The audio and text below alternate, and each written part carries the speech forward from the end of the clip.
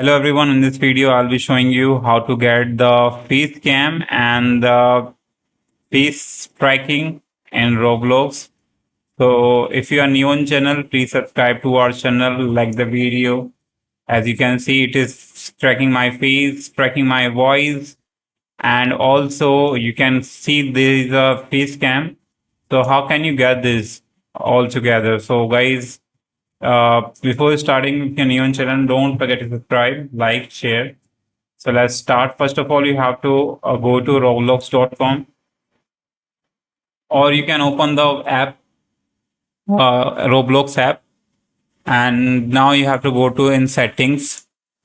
In setting, to get the face cam, first of all you have to verify your age in account info, enter your date of birth and verify. And in verify guys, you have to upload the front and back side of your uh, government issue ID, and also you need to upload the selfie as well.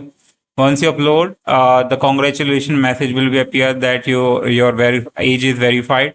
After this, you have to go to this privacy option and scroll down and make sure that these two options are enabled. So after verifying the age, these two options will be added into privacy.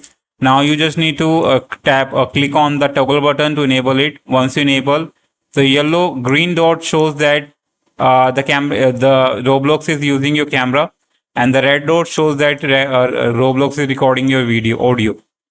Fine. So now once you enable both things, now you have to click on this Roblox icon and just click on this face icon and the microphone. Fine. And also, if you click on this video icon, it will start using your webcam of your PC, or it will start using your front camera of your phone and start tracking your face as well as your voice and microphone. So that's how it works. And as you can see, that's like I'm saying any word, it is syncing with my voice. Hello, you can see it's syncing accurately with my voice, and that's how you can get it. And this is an amazing feature you can try out on Roblox. So thanks for watching. Bye bye.